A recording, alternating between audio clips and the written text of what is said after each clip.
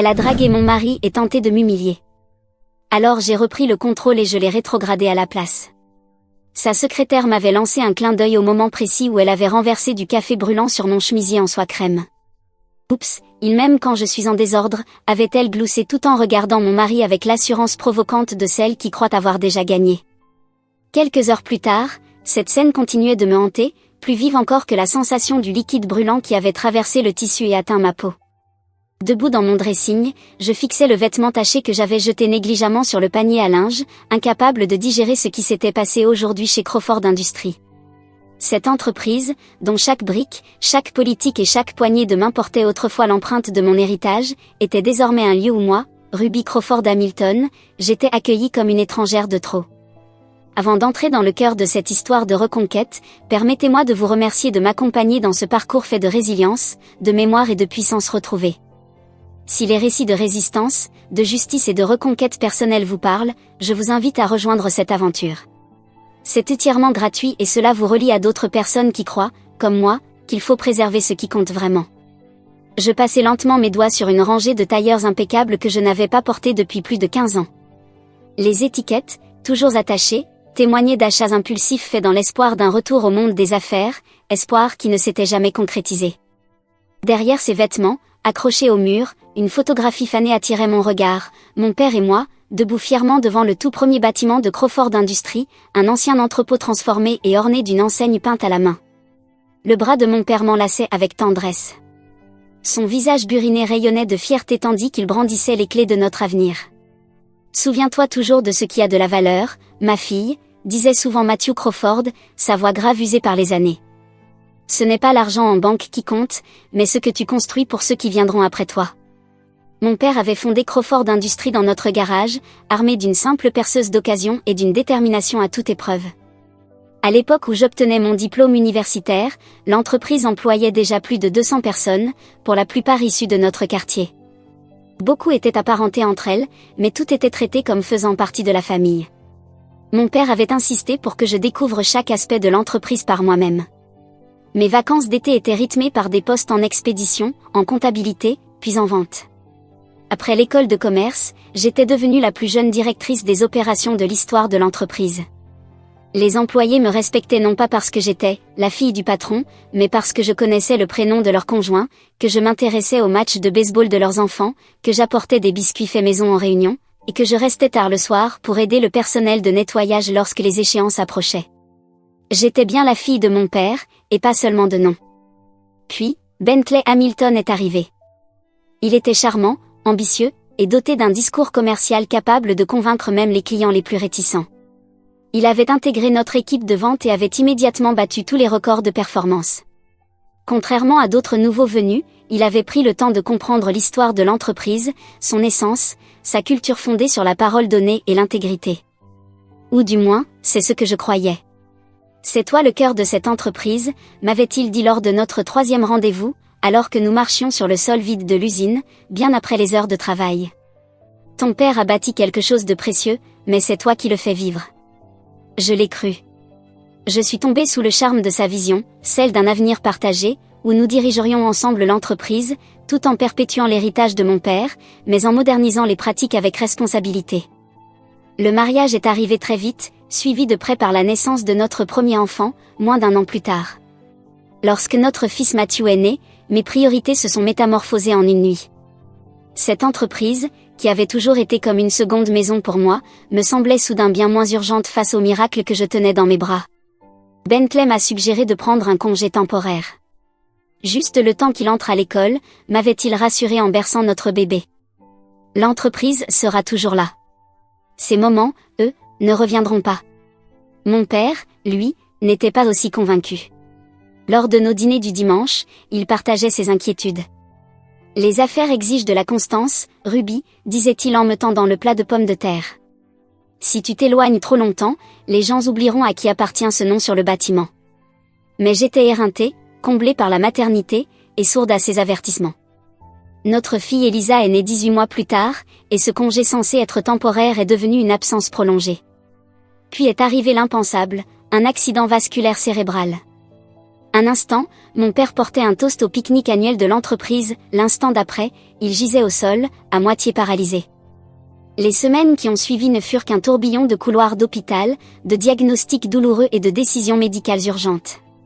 Submergé par les responsabilités, avec 2 jeunes enfants à charge et un père invalide, j'ai laissé le conseil d'administration nommer Bentley directeur par intérim. Juste jusqu'à ce que la situation se stabilise, m'avait assuré le président du conseil en me tapotant la main comme à une enfant. Bentley comprend les valeurs de Crawford. Les premiers changements paraissaient anodins. La newsletter de l'entreprise est devenue numérique, officiellement pour économiser du papier. Les primes de Noël, autrefois égales pour tous, dépendaient désormais des performances. Le pique-nique annuel s'est déplacé d'un parc municipal vers un club privé chic. Chaque fois que j'exprimais une inquiétude, Bentley me répondait avec des mots techniques soigneusement choisis, qui réduisaient mes objections à de simples caprices de mère au foyer. Les marges se resserrent, Ruby. Nous pouvons honorer les valeurs de ton père sans nous accrocher à des pratiques dépassées. 5 ans après l'AVC de papa, je me suis rendue au siège pour déposer des biscuits faits maison à l'occasion de la journée d'appréciation du personnel administratif, une tradition instaurée par mon père il y a des décennies. À l'accueil, une jeune réceptionniste que je n'avais jamais vue m'a demandé une pièce d'identité. Lorsque j'ai expliqué que j'étais la fille de Matthew Crawford, elle m'a répondu, l'air perdu, je ne connais pas ce nom. Il travaille à la comptabilité ? Ce soir-là, j'ai confronté Bentley autour du dîner. Personne ne sait plus qui est mon père. Il a bu une gorgée de vin, sans croiser mon regard. Il y a eu beaucoup de renouvellement de personnel. On ne peut pas s'attendre à ce que les nouveaux connaissent l'histoire ancienne. L'histoire ancienne ? Mon père a fondé cette entreprise. Son nom est littéralement gravé sur la façade. Ce n'est rien de personnel. C'est juste l'évolution des affaires. Mais pour moi, c'était profondément personnel. À chacune de mes visites suivantes, un autre vestige de mon père avait disparu. La déclaration de mission qu'il avait rédigée qualité, intégrité, famille avait été retirée des documents officiels. Le mur des récompenses pour année de service avait été remplacé par des écrans numériques diffusant en boucle les cours de la bourse. La salle de pause conviviale, où mon père fêtait les anniversaires chaque mois, était devenue un espace impersonnel de collaboration, aux meubles modernes et inconfortables. Lors des fêtes de Noël précédentes, les employés retraités avaient toujours été invités. L'année dernière, pour la première fois, ils ne l'ont pas été. Lorsque Madame Abernathy, la toute première comptable de mon père, m'a appelé en larmes après avoir été oubliée, quelque chose en moi s'est brisé. Je me suis rendue à la maison de repos où papa résidait désormais. Son corps affaibli n'avait plus rien de l'homme imposant qu'il avait été, mais ses yeux restaient perçants. Il change tout, ai-je murmuré en prenant sa main valide. Et Crawford Industries ne nous appartient plus. Il m'a serré les doigts avec une étonnante fermeté. Avec difficulté, mais clarté, il a prononcé 4 mots qui allaient me hanter pendant des mois, alors, reprends-la. Je coordonnais les soins médicaux de mon père. Comment aurais-je pu espérer reprendre une entreprise qui avait poursuivi son chemin sans moi ? Puis vint l'incident du café ce matin-là. La cruauté délibérée de Savannah Miller, ajoutée à la réaction désinvolte de mon mari, n'était pas de simples querelles de bureau. Elles étaient le reflet flagrant de la distance qu'avait prise Crawford Industries par rapport à la vision originelle de mon père. Tandis que je caressais machinalement le chemisier souillé, les paroles de papa résonnèrent à nouveau, alors, reprends-la. Pour la première fois depuis 15 ans, j'étais prête à essayer. Je me réveillai le lendemain avec une détermination nouvelle. Les mots de mon père tournaient encore dans mon esprit, reprendre ce qui nous appartenait. Ma première étape serait de me reconnecter à l'entreprise, non pas en tant qu'épouse de Bentley venue offrir des biscuits maison, mais en tant que Crawford réaffirmant sa légitimité. Je choisis un chemisier crème simple, en soie, accompagné d'une jupe crayon gris anthracite. La tenue était professionnelle, sans être autoritaire. Puis je pris la route vers le centre-ville, en direction du bâtiment de verre étincelant qui avait remplacé, il y a 5 ans, le siège en briques modeste que mon père avait bâti. À la réception, l'agent de sécurité ne me reconnut pas, il me faudra une pièce d'identité, madame, dit-il sans lever les yeux de son écran. Je lui tendis mon permis de conduire, avalant l'amère réalité qu'autrefois, chaque employé connaissait la fille de Matthew Crawford. Madame Hamilton, pour voir Monsieur Hamilton, annonça-t-il au téléphone après avoir consulté la liste des visiteurs. Non, elle n'est pas prévue.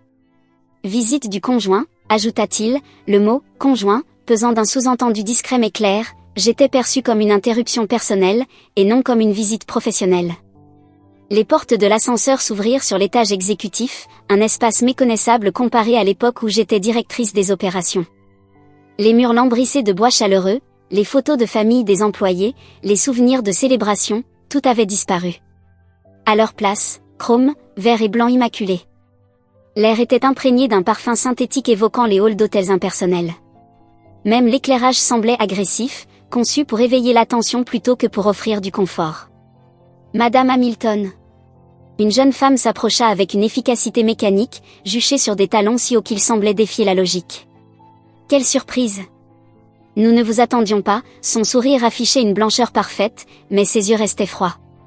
Son badge indiquait qu'il s'agissait de Savannah Miller, assistante de direction. Elle ne devait pas avoir plus de 26 ans, avec une queue de cheval si serrée qu'elle en paraissait douloureuse, et une jupe si étroite qu'elle limitait ses pas à de petits mouvements calculés. « Est-ce que Bentley est disponible ?» demandai-je, d'un ton aussi poli que le sien, tout en notant qu'elle s'était discrètement interposée entre moi et le couloir menant au bureau de mon mari. Son expression vacilla une fraction de seconde, avant de reprendre son masque professionnel. « Il est en visioconférence, cela devrait se terminer sous peu. Pourquoi ne pas vous installer dans l'espace d'attente? Puis-je vous apporter un café ?» L'espace d'attente en question se révélait être une zone austère, meublée de chaises modernistes inconfortables, située près de l'ascenseur et non à proximité des bureaux de Bentley. Le protocole habituel pour l'épouse d'un PDG avait été remplacé par le traitement réservé aux simples visiteurs. « Un café noir, merci », répondis-je, en l'observant s'éloigner vers la salle de repos. À travers les cloisons vitrées, je la vis tapoter fébrilement sur son téléphone, un sourire amusé aux lèvres, avant de préparer 2 cafés. Elle revint en tenant 2 gobelets. Elle me tendit l'un d'eux, tout en conservant l'autre orné d'une trace de rouge à lèvres parfaitement imprimée pour elle-même. « Monsieur Hamilton devrait être disponible sous peu, » dit-elle, restant debout malgré les nombreuses chaises vides. Avec la fusion avec Anderson, il est sous beaucoup de pression. Je reste souvent tard le soir pour l'aider à gérer la charge de travail. L'insistance sur le mot « soir » n'était pas innocente. Pas plus que la manière dont elle ajusta son chemisier, attirant volontairement mon attention sur les boutons de manchette monogrammés, ceux-là même que j'avais offerts à Bentley pour notre 10e anniversaire de mariage. Alors que je digérais cette révélation, un éclat de rire familier résonna dans le couloir, ce rire spécifique qu'il réservait aux clients prestigieux et aux membres influents du conseil d'administration. Le visage de Savannah s'éclaira instantanément, son dos se redressa, son regard s'illumina d'une anticipation évidente. Bentley apparut, plongé dans une conversation animée avec 2 hommes en costume hors de prix. Il marqua un temps d'arrêt en me voyant, mais se ressaisit immédiatement. « Ruby, quelle surprise !» dit-il en m'embrassant brièvement la joue avant de faire les présentations. « Messieurs, voici mon épouse, Ruby. Voici les frères Anderson, nos nouveaux partenaires pour l'acquisition. » Savannah s'avança avec grâce. « Votre café, monsieur Hamilton, préparé comme vous l'aimez. » Elle lui tendit le gobelet marqué de rouge à lèvres avec un sourire qui, à lui seul, valait un roman. Leurs doigts se frôlèrent, le contact se prolongea 2 secondes de trop. L'alliance de Bentley capta la lumière fluorescente, la même que je lui avais passée au doigt 17 ans plus tôt, le jour où nous avions promis de nous aimer pour toujours. La scène suivante se déroula comme au ralenti. Savannah se tourna vers moi, le gobelet encore légèrement incliné vers l'avant. Son talon sembla buter sur un rien, une chute simulée, et le café brûlant se déversa brusquement sur mon chemisier, la tache brune s'étalant comme un test de Rorschach symbolisant la trahison. « Oh !» s'exclama Savannah, les yeux grands ouverts dans une simulation parfaite de surprise. « Je suis tellement maladroite. Laissez-moi vous aider à nettoyer cela. » Elle tamponna mollement le tissu avec un mouchoir, ne faisant qu'étaler davantage la tâche. Puis, à voix basse, elle murmura des mots qui confirmèrent que je n'étais pas folle. « Oups, il m'aime en désordre », ricana-t-elle, si bas que moi seule pouvais l'entendre, son regard se dirigeant vers Bentley avec une intimité indéniable. Elle ajouta, « Vous devriez voir son bureau après nos longues soirées. » Je fis un pas en arrière, le café dégoulinant sur ma jupe, alors que Bentley s'approchait avec une expression de préoccupation modérée qui n'atteignait pas ses yeux. « Ce sont des choses qui arrivent, » dit-il, d'un ton détaché. « Savannah, accompagne ma femme aux toilettes. » Messieurs, continuons en salle de réunion. En un instant, j'avais été écartée, traitée comme un contretemps à gérer, pendant que les affaires importantes se poursuivaient sans moi. Dans les toilettes, j'essuyais tant bien que mal mon chemisier ruiné avec des serviettes en papier. Mes mains tremblaient, partagées entre l'humiliation et la colère. La porte s'ouvrit, laissant apparaître une femme plus âgée en uniforme de Crawford Industries. Elle se figea en me voyant. « Mademoiselle Ruby ? C'est bien vous ?» À travers mes larmes, je reconnus Margaret Peters, ancienne assistante de direction de mon père, désormais manifestement reléguée au personnel d'entretien. Son port autrefois digne était désormais voûté, affaibli par les années et peut-être par la résignation. « Margaret. Que vous est-il arrivé ?» demandai-je en abandonnant mon chemisier pour saisir ses mains usées. « Réorganisation budgétaire », répondit-elle avec un sourire triste. La plupart d'entre nous, les anciens, avons été déplacés après l'arrivée de la nouvelle équipe de M. Bentley. Ceux qui n'ont pas accepté les départs anticipés ont été reclassés. Au moins, j'ai encore une couverture santé pour les médicaments d'Arthur. Pendant les 15 minutes qui suivirent, Margaret me dévoila tout ce que j'ignorais, comment Bentley avait méthodiquement écarté les fidèles de mon père, comment Savannah était apparue 6 mois plus tôt pour s'imposer comme intouchable, et comment circulaient des rumeurs concernant des fonds détournés vers des sociétés écrans aux structures de propriété nébuleuses. « Votre père serait dévasté de voir ce qui se passe », murmura-t-elle. Le nom Crawford ne signifie plus rien ici, sauf sur le papier à en tête. Je redressai les épaules, une décision prenant forme dans mon esprit. « Avez-vous encore accès au dossier de l'entreprise ?» Margaret sourit avec complicité. « Le personnel d'entretien passe partout, voit tout. Personne ne fait attention à la femme qui pousse l'aspirateur. » Je m'approchai et dis à voix basse, « J'ai besoin d'informations. Les comptes financiers, les procès-verbaux du conseil, les distributions aux actionnaires, des 5 dernières années. » Margaret hocha la tête lentement. Il était temps que quelqu'un regarde sous la surface. Retrouvons-nous demain matin, au Carlson S dîner, à 7 heures. Personne ici ne fréquente des endroits sans serviettes en tissu. En rentrant chez moi dans mes vêtements tachés de café, l'humiliation s'était transformée en une résolution froide et calculée. Il ne s'agissait plus seulement de la trahison de Bentley, ni de la cruauté de Savannah. Il s'agissait de l'héritage de mon père, démantelé morceau par morceau. L'entreprise bâtie sur une tragédie était en train de pourrir de l'intérieur. Je fis 2 arrêts sur le chemin du retour. Le premier chez l'avocat de mon père, aujourd'hui à la retraite depuis 3 ans. Le second à la banque où il avait ouvert mon fonds en fiducie, resté intact depuis le jour de mon mariage.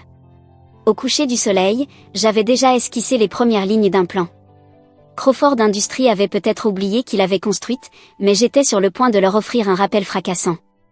Le Carlson S dîner n'avait pas changé depuis 20 ans. Les mêmes banquettes en vinyle craquelé, les mêmes menus tachés de café, la même odeur de bacon grillé et de sirop d'érable. Papa m'y emmenait tous les samedis matins avant d'aller au bureau.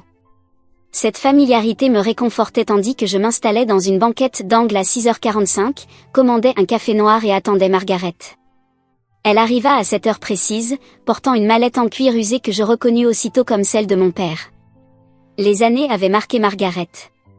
Depuis l'AVC de papa, sa chevelure autrefois auburn était devenue entièrement argentée, et de profondes rides cernaient ses yeux. Pourtant, elle se tenait toujours droite, avec une rigueur presque militaire, lorsqu'elle prit place en face de moi. « Tu prends un risque en me rencontrant », dis-je à voix basse après que la serveuse lui eut versé son café. Son rire était sec comme des feuilles d'automne. Que pourrait-il faire de pire ? Me rétrograder au nettoyage des toilettes ? Ah, trop tard. Elle tapota la mallette. Je rassemble des choses depuis des années. Je ne savais pas pourquoi, mais jeter l'histoire réelle de Crawford me paraissait mal. Je suppose que j'attendais ton retour. Elle déverrouilla la mallette et me tendit un dossier mince. Commence par les procès-verbaux du conseil des 5 dernières années. Observe qui est absent.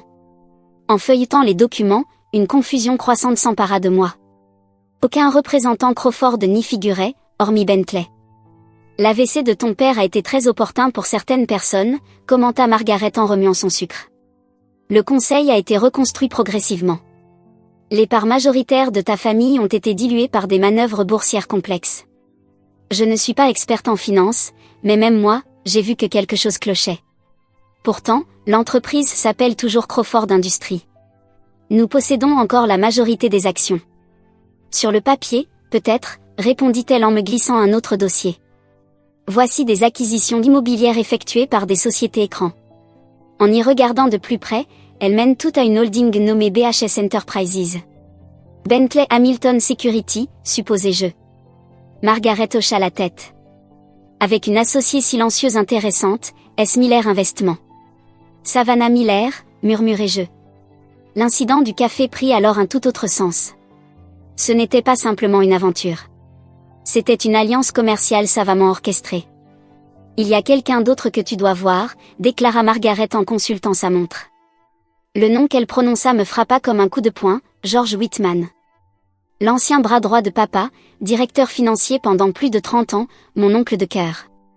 Il m'avait appris à conduire, assisté à ma remise de diplôme, prononcé un discours émouvant à mon mariage.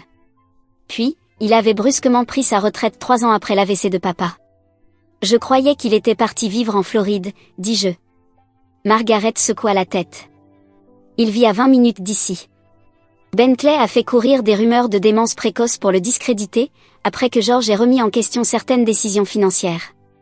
À ma connaissance, il fait du conseil pour de petites entreprises et évite tout ce qui porte le nom de Crawford.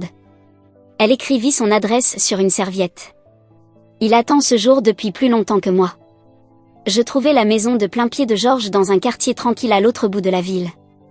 L'homme qui m'ouvrit la porte n'avait plus grand-chose du colosse financier qui autrefois régnait sur notre salle de bal. Ses épaules s'étaient affaissées, sa carrure de lutteur s'était évanouie. Mais ses yeux bleus vifs, capables de repérer une irrégularité comptable à l'autre bout d'un tableau si luminaire en me reconnaissant. Ruby Crawford, souffla-t-il en me serrant dans une étreinte qui sentait le tabac à pipe et la lotion après rasage. Mon Dieu, tu es le portrait craché de Matthew dans sa jeunesse.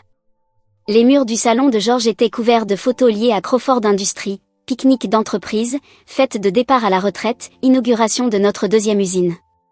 Une chronologie visuelle de tout ce qui avait été effacé du siège actuel.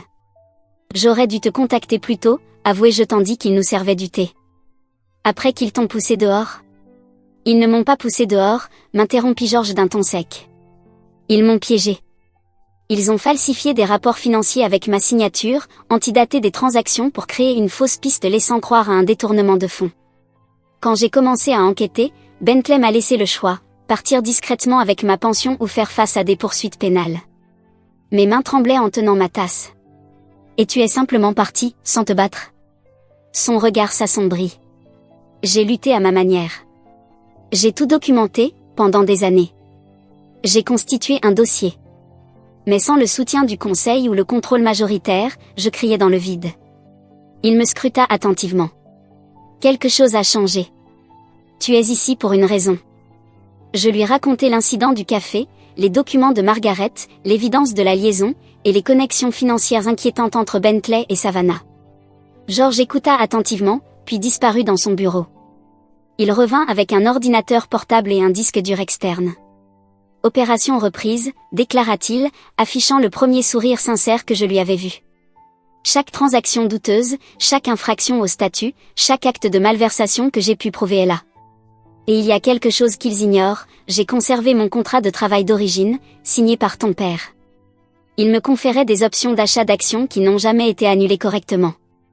Pendant les 3 heures suivantes, George me guida à travers sa documentation méticuleuse.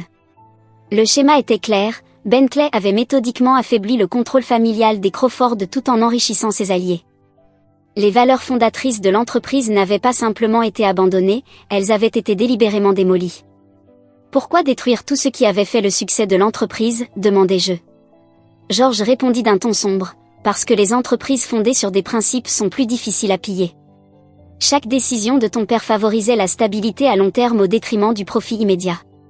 Bentley joue à un tout autre jeu, gonfler la valeur, extraire les ressources, puis partir. Avant que je ne parte, George téléphona à Harold Jenkins, notre ancien directeur de production, désormais éditeur. Avant même le dîner, j'avais rendez-vous avec 6 anciens cadres de Crawford, tous évincés dans des circonstances suspectes. Un réseau se formait des personnes qui se souvenaient de ce que représentait vraiment Crawford Industries et qui voulaient justice.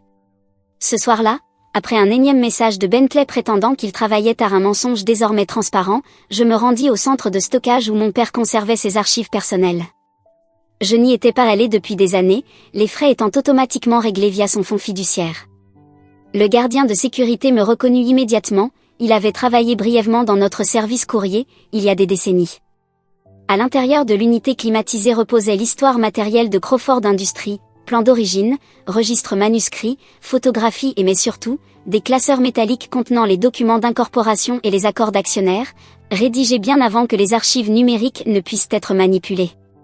Sous les néons impitoyables de l'unité de stockage, je découvris quelque chose que Bentley avait manifestement négligé, une clause dans la charte fondatrice de l'entreprise, accordant aux fondateurs ou à ses descendants directs des droits de vote spéciaux dans des circonstances précises de faute présumée.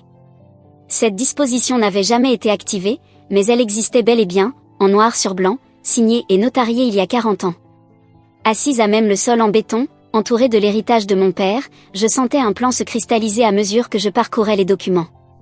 La prochaine réunion trimestrielle du conseil d'administration était prévue pour jeudi prochain, soit dans 9 jours.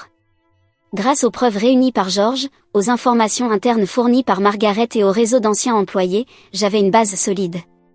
Avec les dispositions légales rédigées par mon père, je détenais un levier décisif. À l'aube, après avoir refermé l'unité de stockage, épuisé mais l'esprit clair, je me rendis à la maison de repos où résidait mon père. Bien que son AVC ait limité sa mobilité et son élocution, son esprit demeurait acéré. J'avais besoin de sa bénédiction pour la suite. Il était déjà réveillé, contemplant le ciel se teinter des premières lueurs du jour par la fenêtre. Lorsqu'il m'aperçut, son œil valide se fixa intensément sur moi, comme s'il reconnaissait instantanément que quelque chose avait changé. « J'ai trouvé, papa », dis-je en prenant sa main. « J'ai trouvé la voie, celle qui permettra de sauver Crawford Industries. » Je lui expliquai mes découvertes et mes intentions en des termes simples, tout en scrutant attentivement son visage. Lorsqu'enfin je me tus, il serra ma main avec une force inattendue. Avec effort, il articula 4 mots clairs, « Tu es mon héritage ». À cet instant, baigné dans la lumière dorée du matin, porté par l'approbation silencieuse de mon père, je pris ma décision. Crawford Industries ne serait pas seulement reprise, elle serait rebâtie. L'horloge, figée depuis le jour où j'avais quitté l'entreprise il y a 15 ans, recommençait à tourner, décomptant les jours jusqu'à une confrontation que personne, dans ce siège de verre étincelant, ne voyait venir. 9 jours. Ce chiffre résonnait dans mon esprit comme un métronome. 9 jours pour orchestrer un coup d'entreprise, tout en maintenant l'illusion de l'épouse docile et inconsciente. L'ironie ne m'échappait pas, des années durant, j'avais joué le rôle attendu par Bentley, et désormais cette sous-estimation serait sa chute. Ma première démarche fut d'appeler Erika Patterson, l'avocate historique de mon père, aujourd'hui à la tête d'un petit cabinet spécialisé en gouvernance d'entreprise. Elle m'écouta sans m'interrompre tandis que je lui exposais mes découvertes. La clause du fondateur est légitime, confirma-t-elle après avoir examiné les documents que j'avais photographiés. Inhabituel, certes, mais pas sans précédent. Il s'agissait d'un mécanisme de défense contre les prises de contrôle hostiles, courant dans les entreprises familiales de cette époque. Elle poursuivit, la question n'est pas tant celle de la légalité que celle de l'influence. Combien d'actions pouvez-vous mobiliser ? Mon fonds en fiducie détenait 15% des parts de Crawford Industries, un bloc important mais non majoritaire. Les options d'achat de Georges, jamais annulées correctement, représentaient 3% supplémentaires. Margaret possédait discrètement 2%, offerts par mon père des années auparavant. Les anciens dirigeants de mon réseau émerge contrôlaient ensemble près de 7%, il nous faut atteindre 34% pour activer la clause du fondateur, expliqua Erika. Et il nous faudra des preuves irréfutables de faute grave pour justifier son activation. Cet après-midi-là, nous passâmes en revue la carte des alliés et des opposants potentiels. Le soir venu, nous avions identifié une cible cruciale, Douglas Fletcher, le plus ancien membre du conseil, autrefois banquier de mon père, aujourd'hui relégué à un rôle symbolique par Bentley. Il contrôle 8% via la société d'investissement familiale, nota Erika. Et d'après ce que j'entends, il est de plus en plus mal à l'aise avec la direction prise par Bentley. Notre stratégie prit forme, je devais approcher Fletcher avec les preuves rassemblées par Georges, faire appel à son passé avec mon père et obtenir son vote. En parallèle, Erika contacterait discrètement d'autres actionnaires minoritaires marginalisés ces dernières années. Chez moi, je maintenais une façade irréprochable. Lorsque Bentley rentra ce soir-là, je l'accueillis avec un baiser doux et aucun mot sur l'incident du café. Pendant le dîner, je l'écoutais attentivement se plaindre de l'incompétence du management intermédiaire, tout en dressant mentalement la liste des employés loyaux que je réintégrerais après le renversement. « Tu sembles différente », remarqua Bentley en m'observant par-dessus son verre de vin. Plus présente. Je souris, puisant dans 15 ans d'expérience en tant qu'épouse modèle. J'essaie simplement de m'intéresser davantage à ton travail. Je repense beaucoup à l'héritage de papa, ces temps-ci. Quelque chose passa dans le regard de Bentley, de la prudence, peut-être. L'état de Matthew n'a pas changé, n'est-ce pas, demanda-t-il. Non, je suis juste plus réfléchi. Les enfants sont presque autonomes maintenant. Il est peut-être temps que je trouve une occupation significative. Le soulagement de Bentley était évident. Tu devrais t'inscrire à un cours, rejoindre un conseil d'administration d'association, quelque chose de gratifiant, mais flexible. Son ton était clair, quelque chose qui ne perturberait ni sa vie, ni sa carrière. Le lendemain matin, je rencontrai Douglas Fletcher dans un café discret, loin des regards des employés de Crawford. À 72 ans, il restait vif, sa poignée de main ferme, son regard analytique. « Tu ressembles à Matthew à son apogée », dit-il, reprenant exactement les mots de George. La même détermination dans le regard. Je lui exposai les preuves avec rigueur, les sociétés écrans, les fonds détournés, la démolition méthodique des valeurs de Crawford. Il ne dit rien, griffonnant parfois quelques notes. Lorsqu'enfin je terminai, il referma lentement son porte-documents en cuir. Je savais depuis longtemps que quelque chose clochait. Mais je n'avais rien de concret. Mes objections étaient systématiquement mises en minorité. Il me fixa intensément. « Que veux-tu exactement, Ruby ? Votre procuration pour la réunion du conseil jeudi prochain. Et votre promesse de confidentialité jusqu'à ce jour. » Fletcher réfléchit longuement, puis dit, « Matthew a sauvé ma banque pendant la crise des caisses d'épargne. Alors que tout le monde lui conseillait de retirer ses comptes, il m'a dit qu'il valorisait les relations plus que les taux d'intérêt. » Il hocha la tête. « Tu auras ma procuration. » Jour après jour, notre coalition prenait de l'ampleur. Un ancien vice-président offrit ses parts. Un ancien directeur d'usine fit de même. 3 anciens directeurs régionaux des ventes, évincés lors de la restructuration, rejoignirent notre cause avec enthousiasme. Au 5e jour, nous contrôlions 29% terriblement proche du seuil nécessaire. Entre-temps, je menais une double vie de plus en plus difficile à soutenir. Tandis que je préparais les repas, je prenais des appels codés d'Erika concernant les acquisitions d'actions. En pliant le linge, j'étudiais les statuts de l'entreprise. Pendant que Bentley dormait, j'envoyais des documents stratégiques à notre réseau d'alliés. Le 6e jour, la façade faillit s'effondrer. J'étais dans mon bureau à la maison, en train de consulter des rapports financiers confidentiels, lorsque Bentley rentra plus tôt que prévu. J'eus à peine le temps de changer d'écran avant qu'il n'apparaisse dans l'embrasure de la porte. « Tu travailles sur quoi, avec autant de concentration ?» demanda-t-il en défaisant sa cravate. « Je prépare les 75 ans de papa », répondis-je avec calme. « La maison de retraite m'aide à organiser quelque chose de spécial. » Il fronça les sourcils. « Mais c'est dans plusieurs mois. » « Tu me connais, je suis toujours trop prévoyante. » Je refermai l'ordinateur avec désinvolture. « Mauvaise journée au bureau, demandai-je. Fletcher devient pénible avec l'acquisition Anderson. Il remet en question chaque détail, comme s'il comptait encore. Bentley se servit un scotch au petit bar du coin et quelqu'un a consulté d'anciens dossiers du personnel. Le système informatique a signalé cela ce matin. Mon cœur s'accéléra. Margaret avait probablement utilisé les identifiants du personnel d'entretien pour récupérer des informations. C'est sûrement un bug du système, glissa Bentley, sans y croire lui-même. Il me fixa par-dessus son verre. Tu as rendu visite à ton père hier ? Je le fais chaque semaine, tu le sais. Savannah croit avoir vu ta voiture près du siège social ensuite. La question resta suspendue entre nous. J'éclatai de rire, un son artificiel. J'étais au centre-ville après les heures de visite. Il y avait le club de lecture. Appelle-la si tu veux vérifier. Dieu merci, j'avais prévenu mon ami de me couvrir en cas de besoin. Le moment passa, mais je savais que notre fenêtre de tir se refermait. Quelqu'un avait remarqué les activités inhabituelles. Le lendemain matin, Margaret m'envoya un message d'alerte, les protocoles de sécurité avaient été renforcés, les badges contrôlés avec plus de rigueur. Le 8e jour, Erika m'appela avec une nouvelle triomphante, nous en sommes à 32%, il ne manque que 2 points et la dynamique est de notre côté. Ce même après-midi, Fletcher m'appela avec une alerte. Hamilton sait que quelque chose se trame. Il a convoqué une session exécutive d'urgence avant la réunion officielle du conseil. Il tente de faire approuver la fusion avec Anderson avant qu'on ne puisse intervenir. Il nous fallait encore un allié, quelqu'un possédant une part significative des actions et le courage d'affronter Bentley. Et surtout, Quelqu'un qu'il ne soupçonnerait pas. La réponse vint d'une source inattendue, le frère cadet de Bentley. Timothy, proposa George lors de notre dernière réunion stratégique.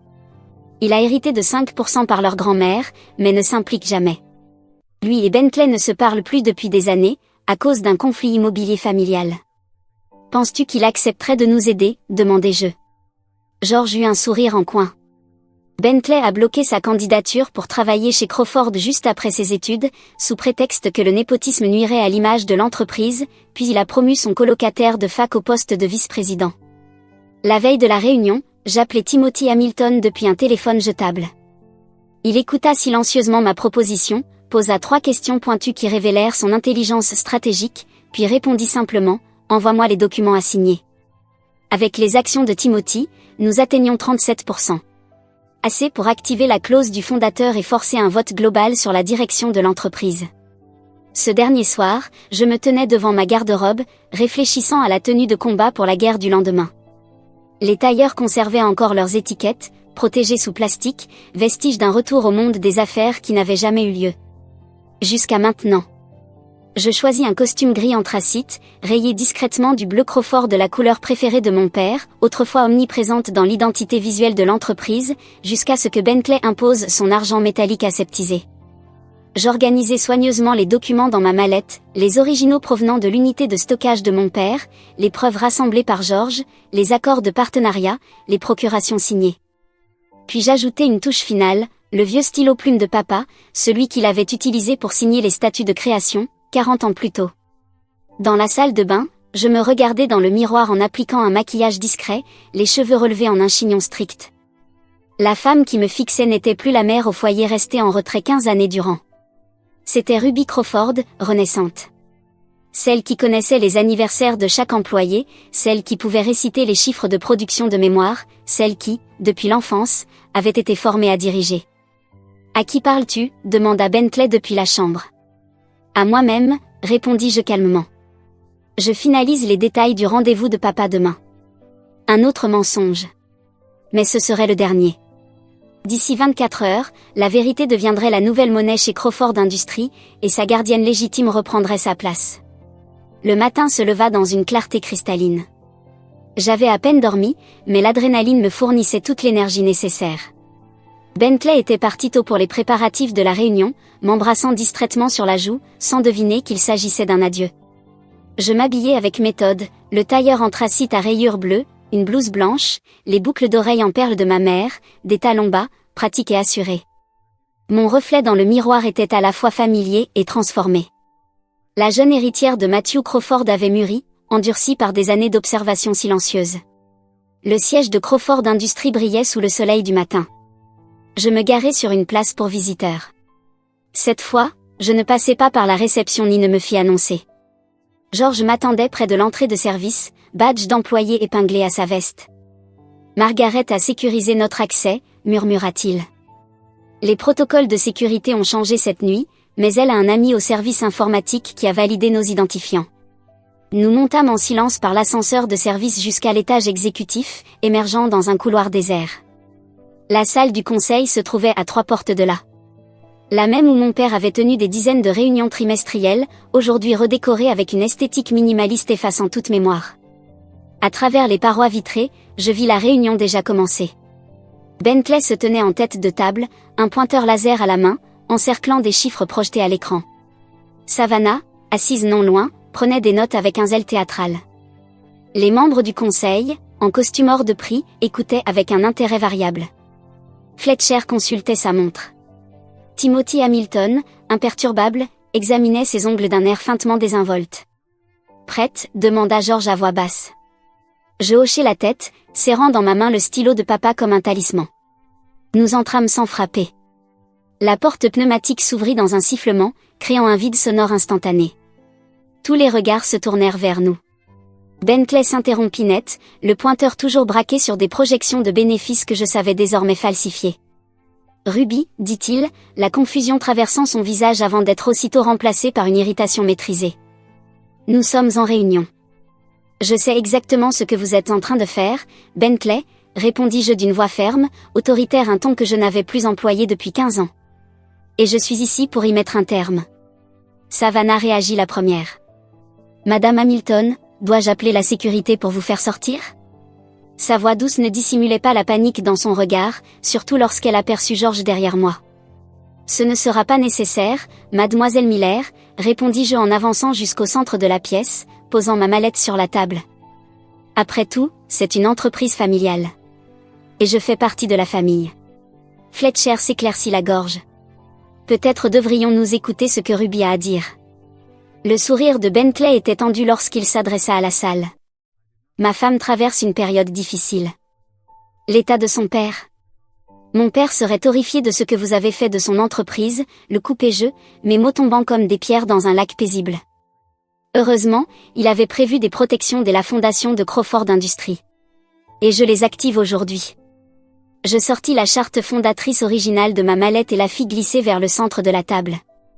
Article 7, section 3. En cas de faute présumée, le fondateur ou ses descendants directs peuvent exiger un vote complet sur la direction, avec des droits de vote pondérés pour les parts fondatrices.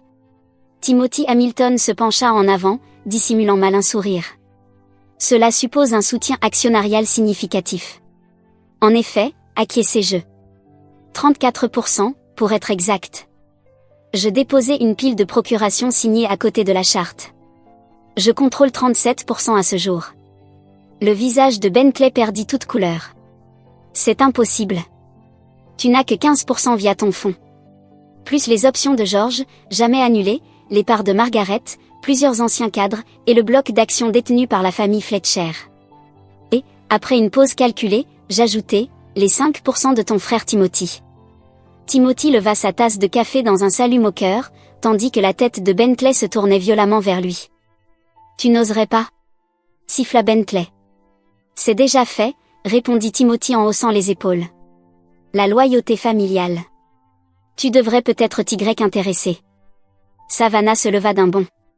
C'est ridicule. Vous ne pouvez pas juste. En réalité, elle le peut, l'interrompit Fletcher, pointant du doigt la charte.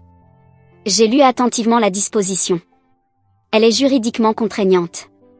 Les 30 minutes suivantes se déroulèrent avec la précision d'une opération chirurgicale.